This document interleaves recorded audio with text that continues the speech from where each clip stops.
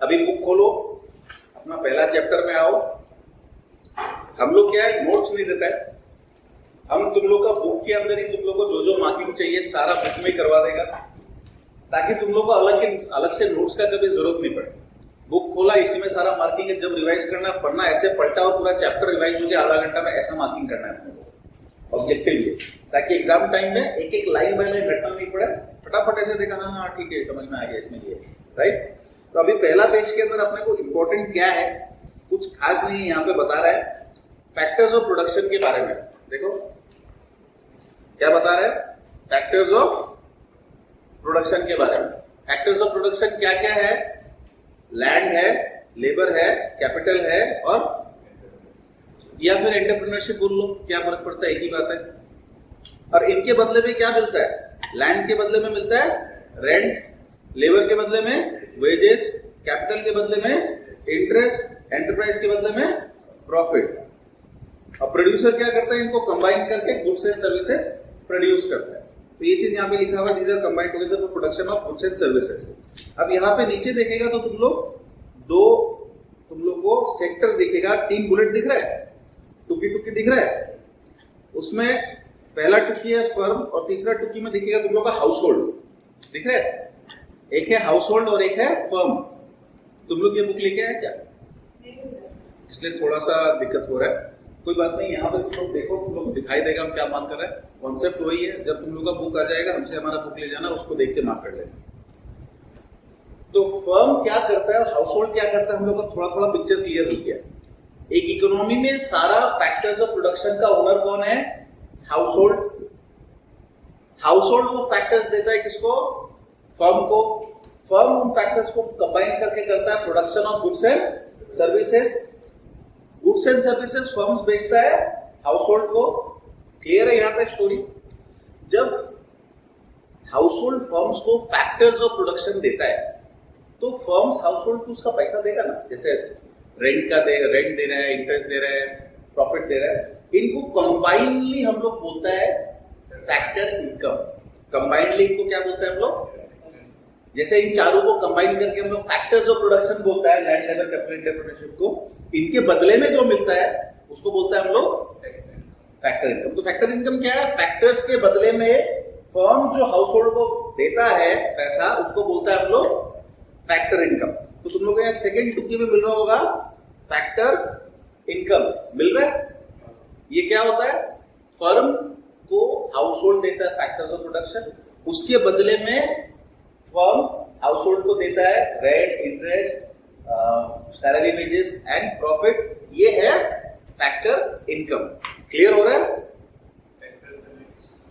Factor payment या factor income कुछ भी बोलो, डजंट मैटर, एक ही चीज है। उसके बाद जब फर्म गुड्स बना लिया, गुड्स एंड सर्विसेज, फर्म को गुड्स एंड सर्विसेज दे देता है किसको, हाउस होल्ड को बेच देता है। तो बदले में हाउस होल्ड से पैसा लेगा ना, तो हाउस होल्ड के लिए क्या हुआ, खर्चा। हम लोग सब हाउस होल्ड के एंगल से बात कर रहे हैं यहाँ पे। हाउस होल्ड जब फर्म को फैक्टर्स दिया, उसके बदले में जो उसको पैसा मिला, हाउस होल्ड के लिए क्या हुआ, इनकम। इसलिए क्या बोला, फैक्टर इनकम। अभी जब हाउस होल्ड फर्म से गुड्स एंड सर्विसेज खरीदा, बदले में हाउस होल्ड पेमेंट देगा, वो हाउस होल्ड के लिए क्या होगा, एक्सपेंडिचर। इसलिए उसका नाम है कंजम्पशन एक्सपेंडिचर। दोनों टर्म को डिफाइन किया गया है from the perspective of house hold.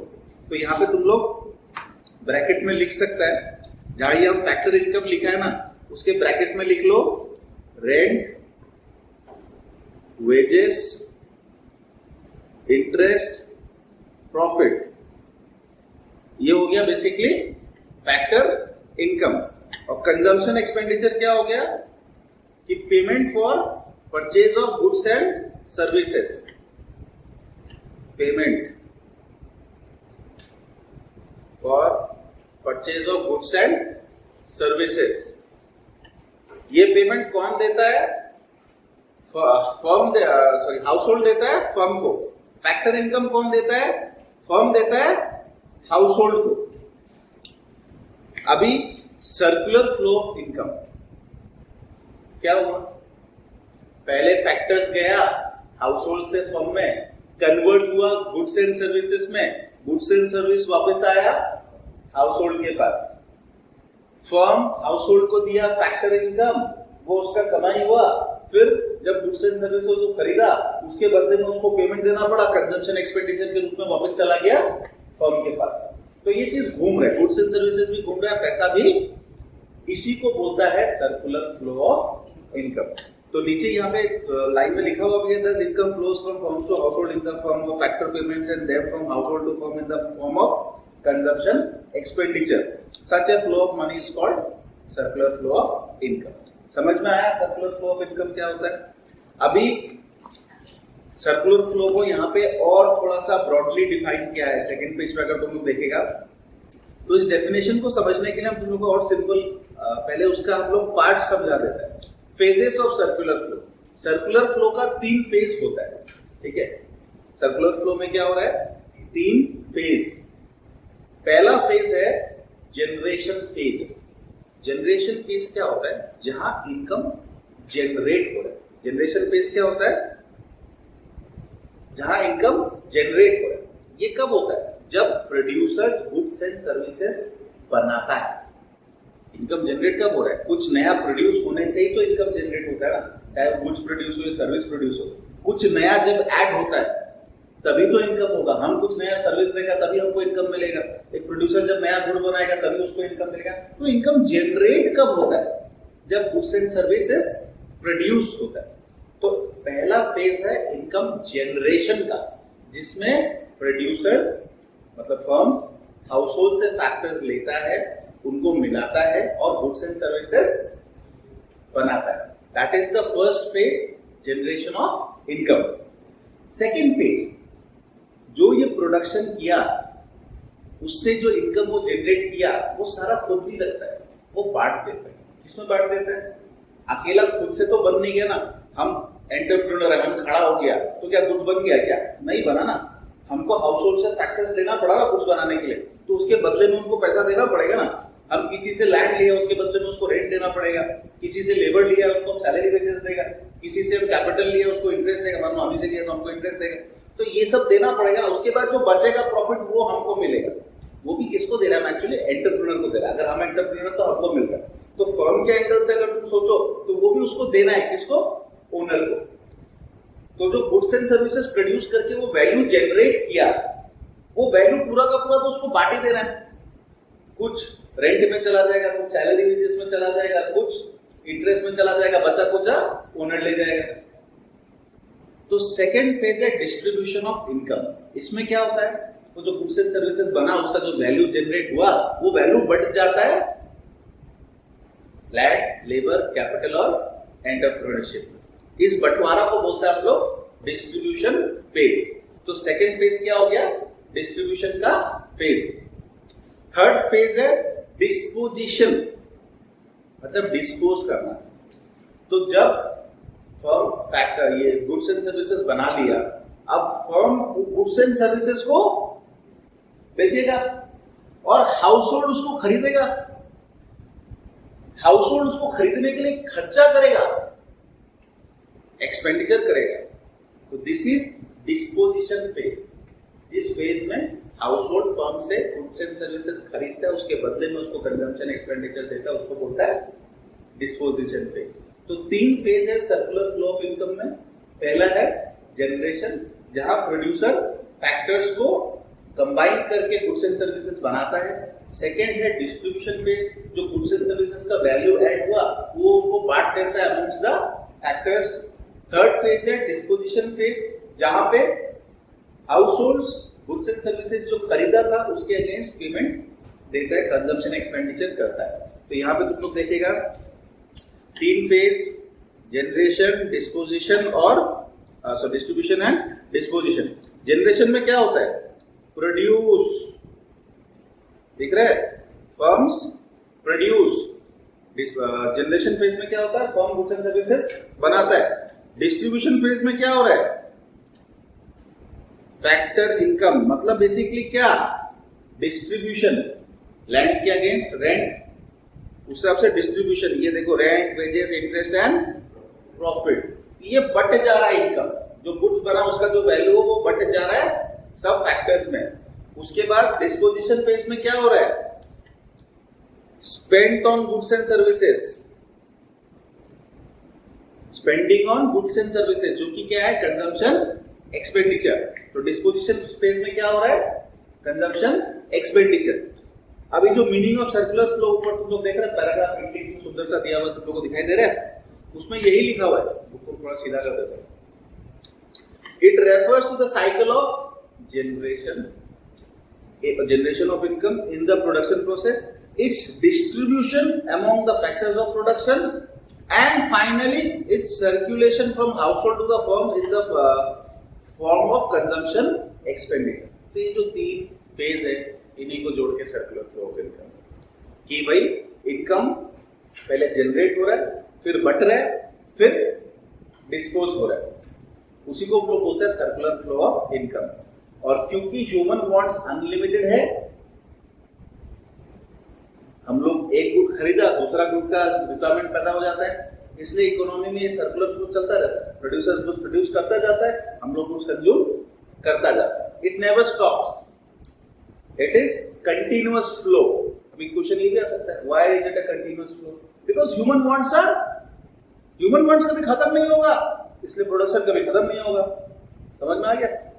तो ये चीज तुम लोग को यहां पहला पेज में छोटा सा लिखा हुआ भी मिला होगा, ये देखो, अनलिमिटेड एंड रिकरिंग वांट्स, दिख रहा है? क्वेश्चन क्या है? Why circular flow is a continuous process. Circular flow continuous process क्यों है? क्योंकि ह्यूमन वांट्स अनलिमिटेड है, कभी खत्म नहीं होता है, रेकरिंग है, इसलिए सर्कुलर फ्लो क्या है? कंटिन्यूअस प्रोसेस है। यहां पे कंटिन्यूअस प्रोसेस भी तुम लोगों को दिखाई दे रहा है।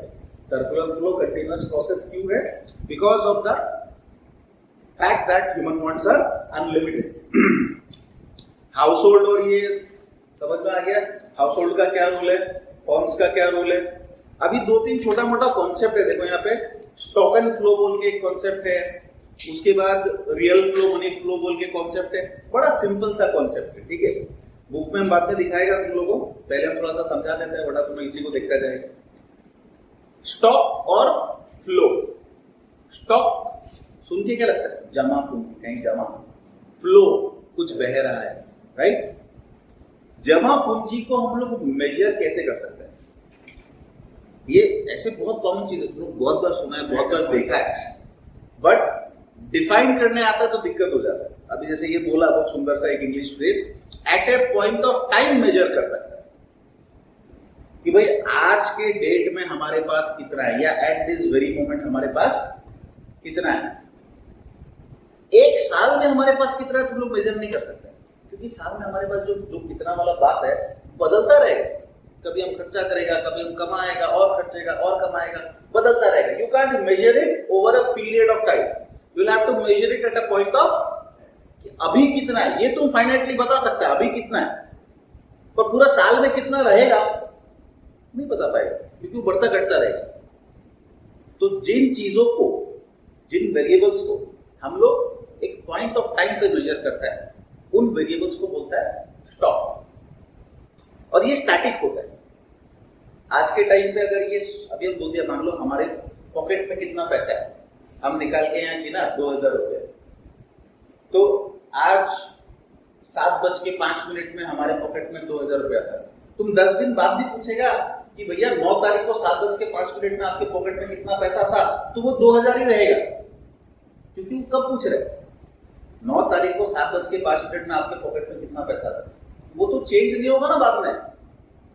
इसलिए इसको बोलता है, ये एक स्टैटिक कॉन्सेप्ट है कि इस पॉइंट ऑफ टाइम पे तुम्हारे पास जो है ये फिक्स हो गया कि इस पॉइंट ऑफ टाइम पे तुम्हारा जितना था, तो 10 दिन बाद भी पूछेगा उस पॉइंट ऑफ टाइम पे कितना था, तो आंसर सेम रहने वाला है। इसलिए इसको बोलता है स्टैटिक कॉन्सेप्ट। जबकि फ्लो क्या होता है, वो वेरिएबल्स जो कि पीरियड ऑफ टाइम पे मेजर किया जा सकता है, पॉइंट ऑफ टाइम पे मेजर नहीं किया जा सकता, उनको बोलता है हम लोग फ्लो कॉन्सेप्ट। जैसे फॉर एग्जाम्पल कि एक पाइप में से पानी कितना जा रहा है, ये हम लोग बोल सकते हैं कि 1 घंटा में 1 लीटर जा रहा है, पर अभी कितना जा रहा है, अभी कितना जा रहा है, टाइम लेके तो बताएगा ना, इतना टाइम में इतना चला जाएगा। At this point of time तुम उसके बारे में कुछ मेजर नहीं कर सकते उसको, क्योंकि वो फिक्स टाइम, इस टाइम पे क्यों बदल रहा है, इट इज नेवर फिक्स, इसलिए उसको बोलता है फ्लो वेरिएबल। अभी फ्लो वेरिएबल कभी भी फिक्स नहीं होता, इसलिए इसको हम लोग बोलता है डायनामिक। डायनामिक का मतलब तो यही होता है ना, जो एवर चेंजिंग होता है ना, is a very dynamic personality, मतलब एवर चेंजिंग टाइप का पर्सनालिटी, हर बार उसका कुछ नया एस्पेक्ट देखने को मिलता है। तो जो फ्लो वेरिएबल्स है दे आर डायनामिक, जो स्टॉक वेरिएबल्स है दे आर स्टैटिक। चीज समझ में आ रहा है? एग्जाम्पल से समझना। एक एग्जाम्पल जो तुम लोग तो 12th में आ गया, थोड़ा सा पीएल बैलेंस शीट देखा कि नहीं देखा? 11th में पीएल बैलेंस शीट था कि नहीं था? तुम लोग को याद है पीएल के ऊपर क्या लिखता है हम लोग? और तुम लोग आर्ट्स वाला, सॉरी कॉमर्स, तुम आर्ट्स वाला ना, तो प्रॉफिट एंड लॉस और बैलेंस शीट। देखो एग्जाम्पल है, तुमको समझा रहे, माइंड मत करना, तुम भी सुनो, समझ में आएगा शायद। प्रॉफिट एंड लॉस जब बनाते हैं हम लोग, तो हम लोग ऊपर क्या लिखता है? Profit and loss account of mister XYZ company for the year ended 31 March 2022। For the year ended मतलब हम लोग एक साल का बता रहे हैं, period of time. Balance sheet जब बनाता है हम लोग, तो उसमें क्या लिखता है हम लोग? Balance sheet of messrs XYZ and company as on 31 March 2022। उसमें हम लोग फॉर द पीरियड नहीं लिखता। अब तुम लोग को थोड़ा सा समझ में आ रहा है?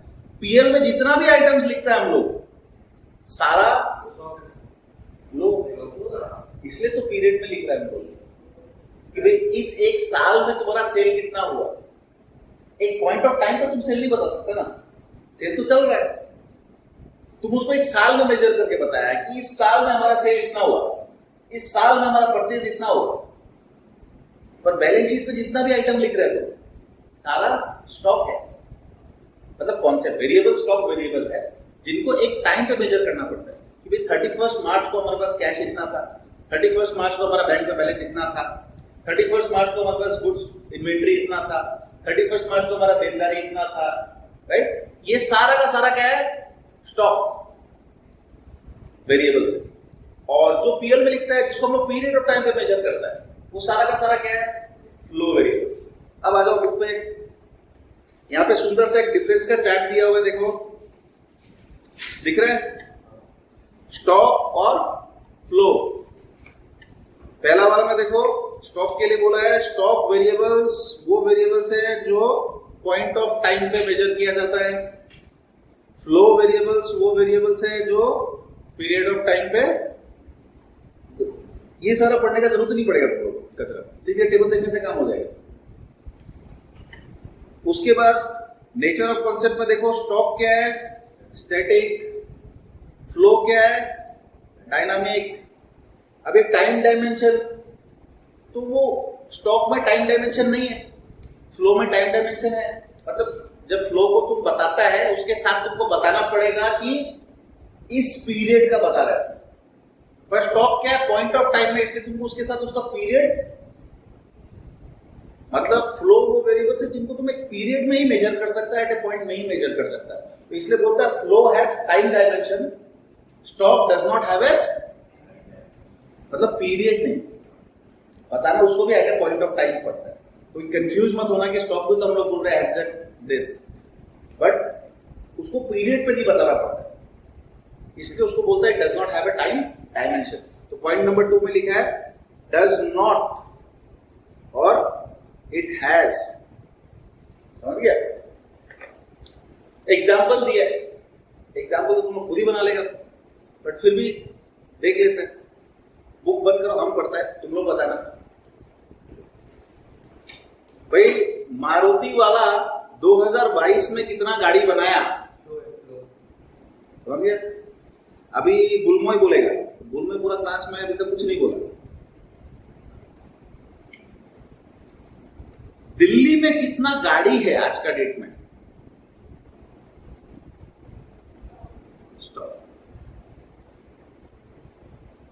हम हमारा घर पे हम लोग एक महीना का कितना खर्चा करता है? हमारे मम्मी के किचन में कितना गेहूं पड़ा है?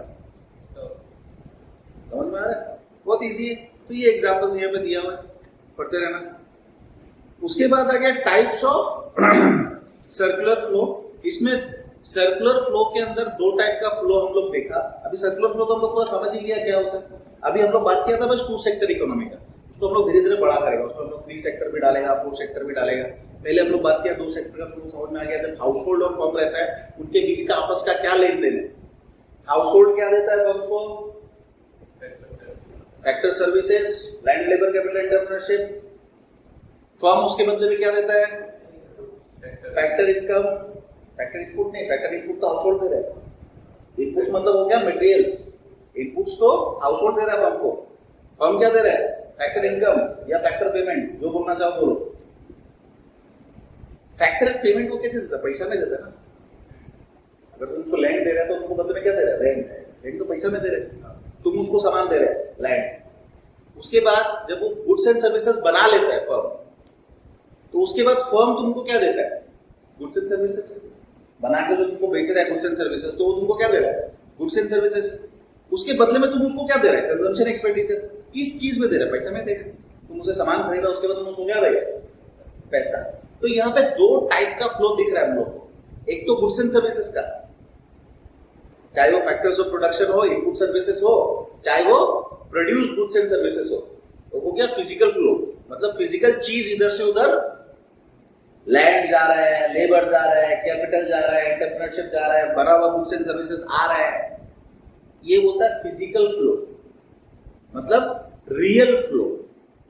गुड्स एंड सर्विसेज का फ्लो को बोलता है हम लोग रियल फ्लो या फिजिकल फ्लो, जैसा मन करे वैसा बोलो। दूसरा टाइप का फ्लो क्या है? जो हम लोग पेमेंट्स कर रहे हैं, चाहे हम लोग फर्म को कर रहा हो, चाहे फर्म हम लोग को कर रहा हो, उसमें क्या जा रहा है? पैसा जा रहा है। उसको बोलता है मनी फ्लो या नॉमिनल फ्लो। समझ गए? तो 2 टाइप का फ्लो है सर्कुलर फ्लो में, एक है रियल फ्लो, एक है nominal flow. Real flow, nominal, physical flow, money flow, कुछ भी बोलो। रियल फ्लो को बोला जाता है फिजिकल फ्लो क्योंकि गुड्स एंड सर्विसेज जा रहा है। मनी फ्लो को बोला जाता है नॉमिनल फ्लो क्योंकि गुड्स एंड सर्विसेज नहीं जा रहा, उनका वैल्यू जा रहा है। ठीक है, अब यहां पे देखो लिखा है रियल फ्लो में क्या है? 2 चीज है, फैक्टर सर्विसेज और goods and services. Real flow में क्या है? मतलब शॉर्टकट में समझ में आ गया कि जो सामान एक्चुअली जा रहा है, फिजिकल मूवमेंट, उसको बोलता है हम लोग रियल फ्लो, या रियल फ्लो को हम लोग यहाँ पे फिजिकल फ्लो भी बोलता है। फिजिकल फ्लो उसके अंदर 2 होता है, एक हो गया फैक्टर सर्विसेज फ्लो हो रहा है, एक गुड्स एंड सर्विसेज फ्लो हो रहा है। फैक्टर सर्विसेज कहां से कहां फ्लो हो रहा है? तुम लोगों को पता है, household to firms, right. और ये गुड्स एंड सर्विसेज कहां से आ रहा है? फर्म्स टू हाउस होल्ड्स, यही तो है। उसके बाद इसको फिजिकल फ्लो भी बोलता है। अच्छा, फिजिकल फ्लो के बारे में एक खास बात बता रहा है कि determines the magnitude of growth process in an economy. इसको थोड़ा सा मार्क कर लो कि फिजिकल फ्लो डिटरमाइंस द। अभी ऐसा क्यों बोल रहे हो? पैसा तो तब आएगा ना जब कुछ जाएगा, कुछ पाने के लिए कुछ होना पड़ता है, कुछ तुम सर्विस देगा या तुम कुछ बेचेगा, तभी तो इनकम होएगा। समझ में आ रहा है? इसलिए बोला जाता है इस फ्लो से इकोनॉमी का ग्रोथ इस फ्लो पे डिपेंड करता है, मनी फ्लो पे नहीं। मनी फ्लो तो क्या है? कंसिक्वेंशियल है। जब तुम फैक्टर सर्विसेज दिया तब मनी फ्लो तुम्हारा उसके इक्विवेलेंट मनी फ्लो आया। अगर तुम प्रोड्यूसर तुमको गुड्स एंड सर्विसेज बेचा, उसके इक्विवेलेंट तुम उसको पेमेंट किया। बट डिपेंड किस पे करता है? तुम उसको फैक्टर सर्विसेज कितना दिया, वो तुमको गुड्स एंड सर्विसेज कितना दिया, उसका वॉल्यूम बढ़ेगा तब इकोनॉमी का वॉल्यूम। मनी फ्लो पे डिपेंड नहीं करता। मनी फ्लो तो बढ़ेगा जब रियल फ्लो बढ़ेगा, मनी फ्लो ऑटोमेटिकली। इसलिए बोलता है जो रियल फ्लो है वो डिटरमाइन करता है इकोनॉमी में ग्रोथ कितना होगा। तो यही लाइन यहाँ पे इंग्लिश में प्यार से बोला है, real flow determines the magnitude. Magnitude मतलब ये वॉल्यूम, क्वांटिटी, कि इकोनॉमी में ग्रोथ कितना होगा वो डिटरमाइन करता है रियल फ्लो, फिजिकल फ्लो, ना कि मनी फ्लो। क्लियर? उसके बाद मनी फ्लो। अच्छा, ये डायग्राम में प्यारा सा सुंदर सा डायग्राम है, तुम लोग को एग्जाम में बना देना, अच्छा मार्क्स मिलेगा। डायग्राम में क्या है? हाउस होल्ड और फर्म। हाउस होल्ड क्या दे रहा है? फैक्टर सर्विसेज, फर्म्स क्या दे रहे हैं, गुड्स एंड सर्विसेज, दिखाई दे रहे हैं। हम लोग को समझा हुआ है, उसी को डायग्राम में बना के देते हैं, एक तरफ हाउस होल्ड को खड़ा कर दिया, एक तरफ फर्म को खड़ा कर दिया, हाउस होल्ड ये दे रहा है, फर्म ये दे रहा है। तो क्या अगर ये क्वेश्चन आ जाए कि भाई रियल फ्लो क्या होता है, 1 मार्क का हो, तो तुम लोग बस इतना ही लिखेगा कि भैया जो factor services land labour capital intention house hold से फर्म पे जा रहा है, और जो फर्म से हाउस होल्ड पे गुड्स एंड सर्विसेज आ रहा है, उसको हम लोग रियल फ्लो बोलते हैं। जब अगर ये क्वेश्चन तुम लोग के 3-4 मार्क्स का आ गया तो है क्या नहीं, तब साथ में तुम लोग डायग्राम भी डाल देना, फिर ये भी लिख देना कि determines the magnitude of economic growth. तो हो गया 4 मार्क्स का वो चीज, समझ में आया। उसके बाद मनी फ्लो क्या होता है, मनी फ्लो तो तुमको पता चली गया कि जब फैक्टर सर्विसेज गया यहां से वहां, उसके बदले में जो फैक्टर पेमेंट आ रहा है वो मनी फ्लो है, और जब गुड्स एंड सर्विसेज यहां से गया उसके बदले में जो कंजम्पशन एक्सपेंडिचर जा रहा है वो मनी फ्लो है। कंफ्यूज मत हो, फैक्टर पेमेंट्स और कंजम्पशन एक्सपेंडिचर दो चीज दिख रहे हैं यहां पे। फैक्टर पेमेंट्स कौन देता है, फर्म्स देता है हाउस होल्ड को, और कंजम्पशन एक्सपेंडिचर कौन देता है, हाउस होल्ड देता है फर्म्स को। क्लियर, इजी है, सिंपल, कोई कंफ्यूजन नहीं, दिखाई दे रहा है। तो मनी फ्लो ये है। उसके बाद पीछे आया हम लोग, पीछे बोल दिया मनी फ्लो को नॉमिनल फ्लो बोलता है, यही लिख लो उसको। उसके लिए तुम लोग एक पेज पलट के क्यों पढ़ेगा, नॉमिनल फ्लो, मनी फ्लो को नॉमिनल फ्लो भी बोलता है। अच्छा, ये हम लोग का मार्किंग करने का कारण क्या है, तुमको समझ में आया कि हम लोग जितना जो मार्किंग कर रहा है क्यों कर रहा है, ताकि हम लोग को पूरा पेज पढ़ना नहीं पड़े। जब अभी हम इस चीज को अगर हम सर्कुलर फ्लो को यहाँ पे देखें ना, अगर उसको जूम करके, और हमको कल एग्जाम में हमको रिवाइज करना है, तुमको क्या लगता है इसको लाइन बाय लाइन पढ़ेगा। हमको यहाँ दिख रहा है रियल फ्लो को फिजिकल फ्लो भी बोलता है, फैक्टर सर्विसेज और गुड्स एंड सर्विसेज जो जा रहा है वो हो गया physical flow. Money flow nominal flow होता है, फैक्टर पेमेंट और कंजम्पशन एक्सपेंडिचर हो गया इतना। और ये जो एक हाईलाइट है कि भाई real flow determines the magnitude of economic growth, इतना दिखते तो हमको पूरा काम हो गया हमारा। हमको इसको लाइन बाय लाइन पढ़ने का दरकार, तुम लोग को रिवीजन करना पन्ना पलट के, पन्नों को ऐसे देखा, हाँ ठीक है ये point of time, period of time, time dimension, static concept, dynamic concept, हो गया रिवीजन। अगर तुम लोग आज अच्छा से समझा है, और उसके बाद जब तुम लोग को बोलता है ना आज का क्लास का रिवीजन आज कर लो, कल वापस पूछेगा, वो इसलिए बोलता है ताकि एक बार तुम लोग अभी देख लिया ना घर जाके, उसके बाद तुम लोग एग्जाम से पहले भी देखेगा ना, तुम लोग को बस इतना ही देखना पड़ेगा, इतना देखते सारा कहानी पीछे का याद आ जाएगा। तो हम तुम लोग से बस इतना ही चाहते हैं, हमारा क्लास अटेंटिव सुन लो, अगला क्लास के पहले प्रीवियस क्लास को रिवाइज करके आ जाओ। It will take hardly 15 to 20 minutes. अगर आज का क्लास का रिवीजन तुम परसों करना चाहता है बिफोर कमिंग टू क्लास, 15 से 20 मिनट लगेगा। 15 से 20 मिनट दे दो हमको क्लास के पहले, उसको रिवाइज करके आ जाओ। 5-10 मिनट क्लास के अंदर वापस हम लोग थोड़ा वार्तालाप कर लेगा उसके ऊपर, तो वो हो गया एकदम परमानेंट मेमोरी में चला गया दिमाग का। उसके बाद तुम लोग जब एग्जाम के पहले उसको ब्रशअप करेगा, ऐसे ऐसे ऐसे हो जाएगा पूरा चैप्टर। तुम लोग चाहो तो आधा घंटा में रिवीजन हो जाएगा, और उसके लिए अभी थोड़ा सा मेहनत करना पड़ेगा। उसके बाद मनी फ्लो रियल फ्लो हो गया, इसमें उसका डिस्टिंक्शन का टेबल भी बना के दिया है। डिस्टिंक्शन का टेबल में वैसे तो सारा बात आ गया। रियल फ्लो क्या है, flow of goods and services. Money flow क्या है, फ्लो ऑफ मनी। यहां पे गुड्स एंड सर्विसेज जाता है, यहां मनी जाता है। सेकेंड पॉइंट में सेम बोल रहा है, exchange of goods and services, exchange of money. जबरदस्ती एक पॉइंट और बढ़ा है, कोई मतलब नहीं है। डिफिकल्टी इन एक्सचेंज, बकवास है, नहीं चाहिए। Alternative name, physical flow, nominal flow already हम लोग कवर कर लिए, right, done. 4 sectors of an economy. अब हम लोग बात करते हैं 4 सेक्टर के बारे में। इकोनॉमी में कौन सा 4 सेक्टर होता है, ठीक है। हम लोग 2 सेक्टर तो अच्छा से समझ चुके हैं, हाउस होल्ड सेक्टर और फर्म। हाउस होल्ड सेक्टर के बारे में ये बात याद रखना, house hold is the owner of all factors of production. सारा का ओनर कौन है। तो जब 2 सेक्टर इकोनॉमी का हम लोग बात करता है, ठीक है, उसमें हाउस होल्ड और फर्म होता है, और उसमें हम लोग 2-3 एजम्पशन ले लेते हैं। अगर तुम लोग हम ये पार्ट भी कंप्लीट करा दे सेक्टर बनाने के पहले, ये भी कंप्लीट कर लेता हूं, उसके बाद सेक्टर्स में आता हूं। बाकी का सेक्टर बाद में सुनेगा, पहले ये कर लो। Circular flow in a simple economy, two sector economy. दो सेक्टर में सर्कुलर फ्लो कैसा होता है, इसी चीज को सुंदर सा डायग्राम में बना के दे दिया। देखो दिख रहा है, अगर ऐसे दिखाए तो मजा नहीं आएगा, हम कॉपी में बना के दिखाता है। चीज वही बनाने वाला है, तो तुम लोगों को नोट अलग से बनाने का दरकार नहीं है, उसी डायग्राम को यहाँ पे वापस सुंदर से बना रहे। वैसे तो तुम लोग को रटीज किया होगा अभी तक, इतना बार तो हम बोल चुके हैं।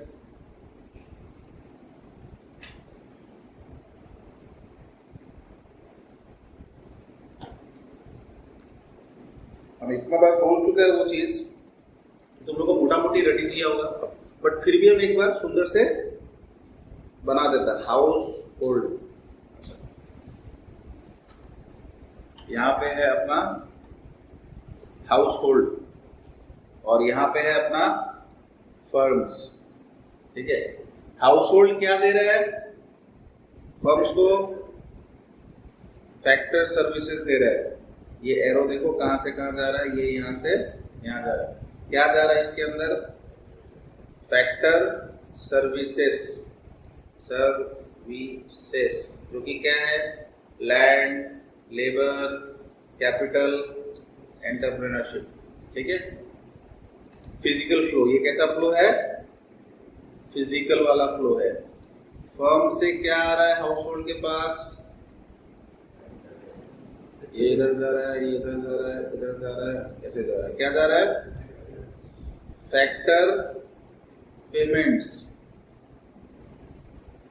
या फिर फैक्टर इनकम्स, जो भी बोल लो। इसमें क्या क्या है, वही रेंट, वेजेस, इंटरेस्ट, प्रॉफिट। ये हो गया वो क्या बोलता है उसको, मनी फ्लो। ये है मनी या फिजिकल, मनी या नॉमिनल, और ये था फिजिकल या रियल। उसके बाद गुड्स एंड सर्विसेज बनता है। फर्म गुड्स एंड सर्विसेज देता है हाउस होल्ड को, फर्म दे रहा है हाउस होल्ड को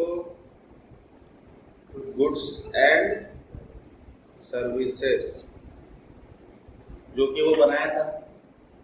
ये जा रहा है इधर, ये कैसा फ्लो है, फिजिकल, दैट इज रियल।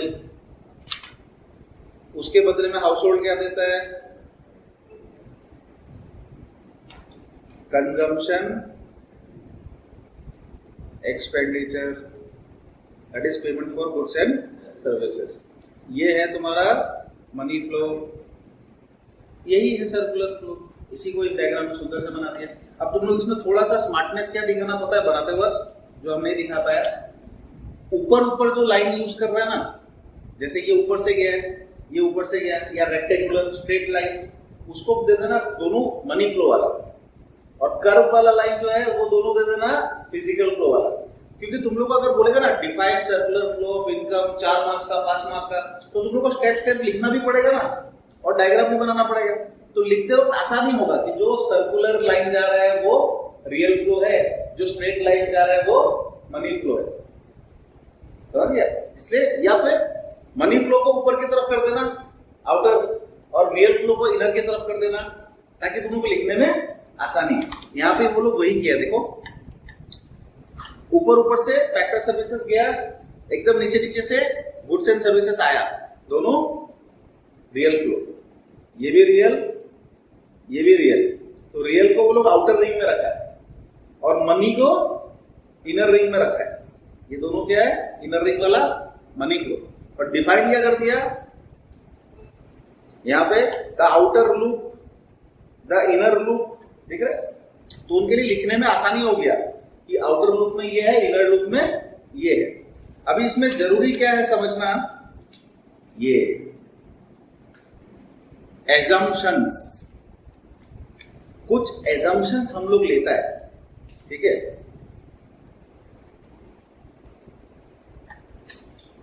ये पूरा जो सर्कुलर फ्लो है ना, इसको सर्कुलर बनाए रखने के लिए कुछ एजम्पशंस लेना पड़ता है, वरना क्या सर्कुलर फ्लो सर्कुलर नहीं रहेगा। क्योंकि जरूरी नहीं ना हाउस होल्ड जितना भी फैक्टर इनकम मिला वो सारा का सारा खर्च करे, वो कुछ सेविंग्स भी तो कर सकता है। तो सर्कुलर फ्लो श्रिंक हो गया, और श्रिंक होते होते धीरे धीरे खत्म हो जाएगा। उसको हर बार जो इनकम मिलेगा उसको कुछ सेव करता जाएगा, तो फ्लो तो ऐसा तो होगा नहीं। इसलिए हम लोग क्या कुछ कुछ एजम्पशन ले लिए। अब यहाँ पे जैसे गवर्नमेंट हम लोग लिए नहीं, टैक्स भी तो लगता है, वो सब तो हम लोग बात ही नहीं किया, सिर्फ इनकम आया और पूरा का पूरा हम लोग, तो ये सब चीज हम लोग पहले ही एज्यूम कर लेते। इकोनॉमिक्स में हम लोग बहुत स्मार्ट है, जब हम लोग को पता है कि थ्योरी गलत साबित होने वाला तो उसके पहले हम लोग एजम्पशन, और हर थ्योरी कोई ना कोई एजम्पशन पे बेस्ड है। क्योंकि ऐसा नहीं कि हम ये बोल रहे हैं कि इकोनॉमिक्स बिल्कुल बनाता है, बट क्योंकि economics deal with human, social science, सब कुछ वेरिएबल है, कुछ स्टैटिक नहीं है, इस वजह से कुछ कुछ चीज को हम लोग को मान लेना पड़ता है कि ये स्टैटिक है। वो पार्ट हम लोग एजम्पशंस में कवर कर लेते हैं। तुम लोग माइक्रो इकोनॉमिक्स में बहुत सारा पढ़ा होगा, जैसे कंज्यूमर इक्विलिब्रियम पूरा का पूरा इस एजम्पशन पे बेस्ड है कि कंज्यूमर रेशनली बिहेव करेगा। अगर तुम उसका ओरिजिनल बिहेवियर को हटा दो ना, तो वो पूरा थ्योरी गलत हो जाएगा। इसलिए उसको एज्यूम कर लिया कंज्यूमर रेशनली, वैसे प्रोड्यूसर रेशनली बिहेव करेगा, ऐसा मान लेता। तो वैसे ही सर्कुलर फ्लो को सर्कुलर बनाए रखने के लिए हम लोग को कुछ कुछ एजम्पशंस, जैसे पहला एजम्पशन क्या है कि सिर्फ दो ही सेक्टर है, हाउस होल्ड, फर्म्स। इस इकोनॉमी में तीसरा सेक्टर है ही नहीं। ऐसा हम लोग टू सेक्टर, जब सर्कुलर फ्लो बात करेंगे हम लोग, तो हम लोग ये एज्यूम कर लेगा कि इकोनॉमी में दो ही सेक्टर है, ना कोई गवर्नमेंट है, ना कोई रेस्ट ऑफ द वर्ल्ड है। तो पहला पॉइंट क्या बोला, ओनली टू सेक्टर्स, कोई और है ही नहीं, ना कोई सरकार है, ना कोई रेस्ट ऑफ द वर्ल्ड है। दूसरा क्या बोल रहा है कि जो फर्म्स है वो सारा फैक्टर सर्विसेज हाउस होल्ड से ही लेगा, हाउस होल्ड अपना सारा फैक्टर सर्विसेज फर्म को ही, मतलब ये भी कुछ बचा के नहीं रखेगा, वो भी कुछ बचा के, वो भी किसी और से नहीं ले सकता, ये भी किसी और को नहीं। हाउस होल्ड अपना सारा फैक्टर सर्विसेज किसको देगा, फर्म्स को। फर्म्स अपना सारा फैक्टर सर्विसेज किससे लेगा, तो यहां पे बोला है household factor services only to firms, and firms hire factor services only from households. हम थोड़ा सा यहां पे ओनली ओनली ओनली इंपॉर्टेंट है, इसलिए हम थोड़ा ओनली को खींच रहे हैं। हम जब बोलते हैं ना, जब खींच खींच के बोलते हैं तो सुन लेना ये वर्ड इंपॉर्टेंट है। यहां पे क्या बोला, हाउस होल्ड, सुनने में रिपीटेटिव लग रहा है पर दो अलग अलग बात है। इसमें बोल रहा है हाउस होल्ड अपना सारा फैक्टर सर्विसेज फर्म्स को देगा, हाउस होल्ड किसी और को नहीं देगा, उस पर रेस्ट्रिक्शन लग गया, उसको सारा फर्म को देना पड़ेगा। इतना बोल देने से तो हो जाता है, फिर ये अलग से वापस क्यों बोल रहा है कि फर्म भी हाउस होल्ड से लेगा, क्यों बोल रहा है, जब वो उसको दे रहा तो उससे ले ही रहा है। बट यहाँ पे प्रॉब्लम किस वर्ड का है, ओनली। बोल रहा है हाउस होल्ड सारा फैक्टर्स फर्म्स को ही देगा, किसी और को नहीं दे सकता। अगर हम लोग इतना बोल के छोड़ देता तो क्या फर्म को कोई रोक रहा है क्या वो किसी और से लेने से? वो हम लोग से तो ले रहा है, पर किसी और से भी तो ले सकता है, उसको तो हम लोग रोका नहीं रोका। इसलिए उसको भी रोकने के लिए सेकंड लाइन में बोलना जरूरी कि फर्म भी सारा फैक्टर्स किससे लेगा, तब ये पूरा पैक हो गया। अब सारा का सारा फैक्टर सर्विसेज इन दोनों के बीच में रोटेट हो रहा है। तो इसलिए बोला है हाउस होल्ड सारा फर्म से लेगा, फर्म को देगा, फर्म सारा हाउस होल्ड से लेगा। थर्ड एजम्पशन क्या है, फर्म जितना गुड्स एंड सर्विसेज बनाया सारा हाउस होल्ड को बेचेगा। हाउस होल्ड अपना कंजम्पशन के लिए जितना भी गुड्स एंड सर्विसेज चाहिए सारा फर्म से लेगा। समझ में आ गया? तभी तो सर्कुलर सर्कुलर रहेगा। फैक्टर सर्विसेज का बोल दिया तो उधर भी तो गुड्स एंड सर्विसेज जो बन रहा है उसका भी तो बोलना पड़ेगा, वरना फर्म एक्सपोर्ट भी तो कर सकता है, गवर्नमेंट को भी तो दे सकता है। बट उसने रास्ता हम लोग पहले ही सारा एजम्पशन लगा के रास्ता बंद कर दे रहा है कि फर्म अपना सारा गुड्स एंड सर्विसेज किसको बेचेगा, हाउस होल्ड को। हाउस होल्ड सारा अपना रिक्वायरमेंट किससे खरीद के पूरा करेगा, फर्म से। तो यहाँ पे थर्ड पॉइंट है goods and services sell their entire output, या फिर हम लोग यहाँ पे लिखते हैं ओनली टू, इजी रहेगा समझने में। फर्म्स अपना सारा ओनली टू हाउस होल्ड देगा goods and services. Household receive factor income for their services and spend the entire amount on consumption of goods and services. अब इसमें बोल रहा है कि हाउसहोल्ड को सारा इनकम फर्म से ही मिलेगा, ऑब्वियसली फर्म से ही मिलेगा। तो सारा फैक्टर सर्विसेज फर्म को ही दिया तो इनकम कहीं और से कहां से मिलेगा? जब हाउसहोल्ड सारा फैक्टर सर्विसेज अपना किसको दे दिया तो फिर इनकम और कहीं से मिलने का चांस ही कहां है? इनकम क्या किससे मिलता है? कुछ देने से तो कुछ मिलता है, बिना कुछ दे थोड़ी मिलता है। जब तुम सारा ऑलरेडी दे चुका किसी को तो कहीं और से इनकम मिलने का रास्ता ही कहां है? समझ गया? बट फिर भी लिखा है बोल के पढ़ कि हाउसहोल्ड सारा फैक्टर इनकम, और नहीं सॉरी पढ़ने में कुछ गलत किया क्या?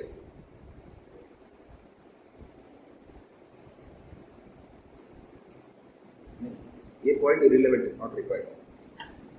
या ये पॉइंट अगर रिलेवेंट रखेगा तो हम लोग fifth point is not required, दोनों में से एक पॉइंट रखना है हम लोग को।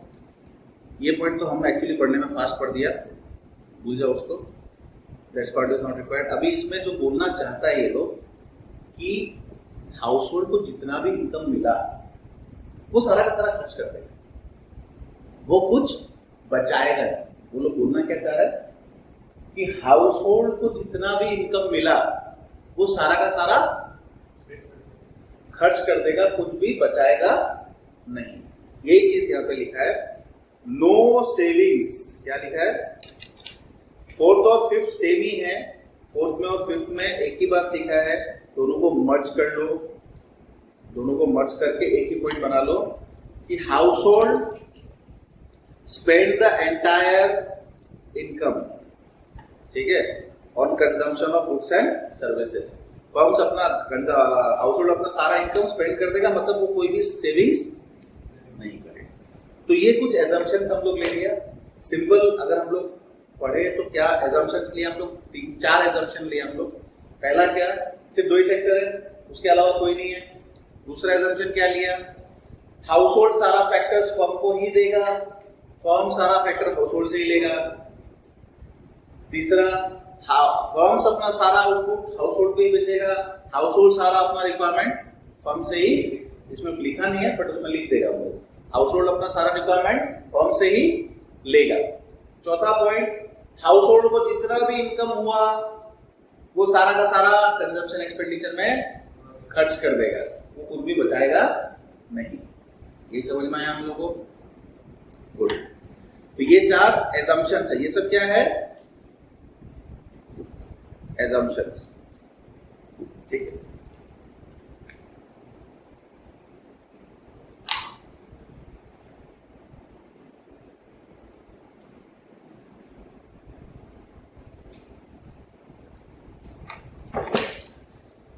इसके साथ साथ इस डायग्राम को स्टार लगा लो ताकि डायग्राम मिस नहीं हो जाए।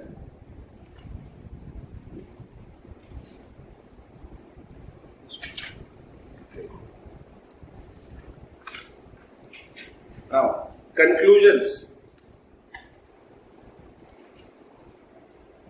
ठीक है, आप सीधा पीछे आ जाओ कंक्लूजन पे।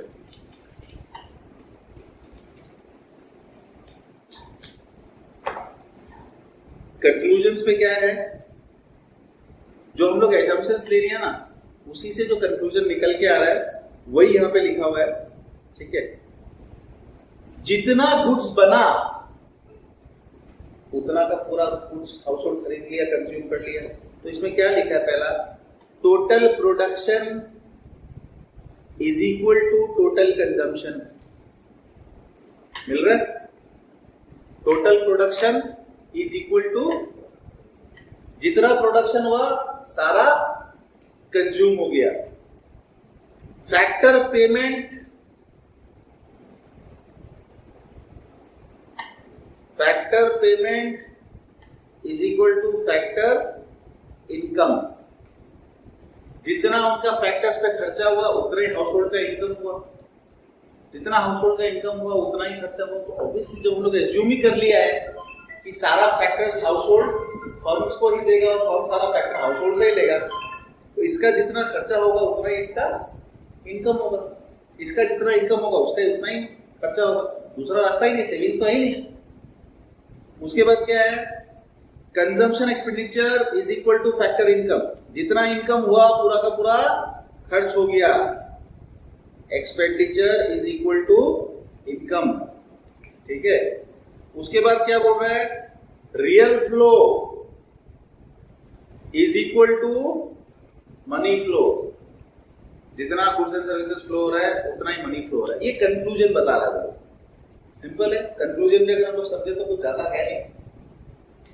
जितना प्रोडक्शन हुआ उतना कंजम्पशन हुआ, जितना एक्सपेंडिचर हुआ उतना इनकम हुआ, जितना रियल फ्लो हुआ उतना मनी फ्लो हुआ।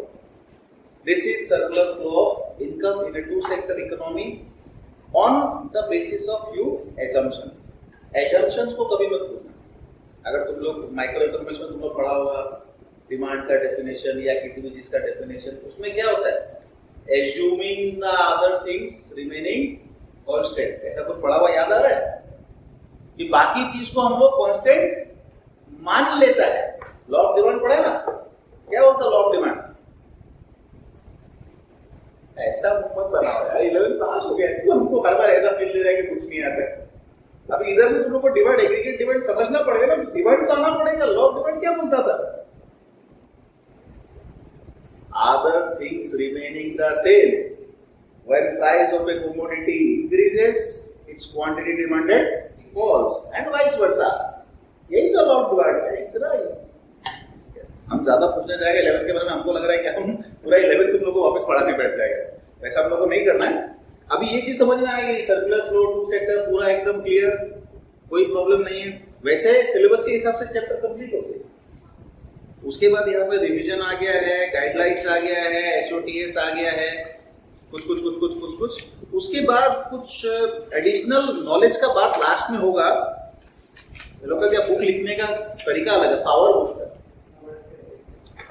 इसमें तुम लोग के 3 सेक्टर 4 सेक्टर वो सब डालते हैं। तो अभी हम लोग कल जब क्लास शुरू करेगा तो हम लोग पहले बाकी 2 सेक्टर के बारे में जानेंगे, उनका रोल क्या है। उनका रोल जान के जब इस सिंपल सा डायग्राम में 2 सेक्टर के अंदर तीसरा या चौथा घुसता है तो क्या खिचड़ी पकता है, वो हम लोग कल का क्लास में या मतलब परसों का क्लास में समझेंगे।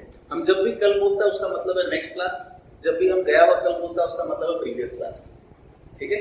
ऐसे कल का बहुत मत जाना है, कल मतलब अगला क्लास। तो आज का ये टॉपिक क्लियर हो गया सबको, circular flow of income, house holds और फर्म्स। सिंपल में अगर हम रिवीजन करें ना, पूरा 1-1.5 घंटे का लेक्चर में क्या था, सिंपल सा बात था, हाउस होल्ड और हाउस होल्ड सारा फैक्टर्स का उधर है। फैक्टर्स हाउस होल्ड से जाता है फर्म्स के पास, फर्म्स को फैक्टर चाहिए गुड्स एंड सर्विसेज बनाने के लिए, फर्म गुड्स एंड सर्विसेज बनाता है, उसको वापस बेच देता है हाउस होल्ड को। तो गुड्स एंड सर्विसेज वापस फ्लो हो गया हाउस होल्ड के पास। मतलब गुड्स एंड सर्विसेज पहले फैक्टर्स ऑफ प्रोडक्शन में तो गुड्स एंड सर्विसेज ही है, पहले गया हाउस होल्ड से फर्म के पास, फिर फर्म से फिनिश गुड बन के वापस गुड्स एंड सर्विसेज आया हाउस होल्ड के पास। बदले में फर्म पहले दिया फैक्टर इनकम हाउस होल्ड को, हाउस होल्ड वापस बदले में दे दिया कंजम्पशन एक्सपेंडिचर फर्म्स को। इसको थ्योरी को बनाने के लिए कुछ एजम्पशन ले लिया हम लोग। एजम्पशन क्या, सिर्फ 2 सेक्टर है, कोई मतलब जितना फैक्टर्स है सबका ओनर हाउस होल्ड सारा फैक्टर्स देगा फर्म्स को, फर्म सारा फैक्टर लेगा हाउस होल्ड से, फर्म सारा गुड्स एंड सर्विसेज बेचेगा हाउस होल्ड को, हाउस होल्ड सारा गुड्स एंड सर्विसेज खरीदेगा फर्म से। कुछ एजम्पशन हम लोग ये सब ले लिए। कंक्लूजन क्या ड्रॉ किया हम लोग, टोटल इनकम टोटल एक्सपेंडिचर के बराबर है, total real flow total money flow के बराबर है। ये तो है बेसिकली घूम फिरा के सारा कहानी। तो पूरा हम लोग 1.5 घंटा के अंदर यही सीखना है।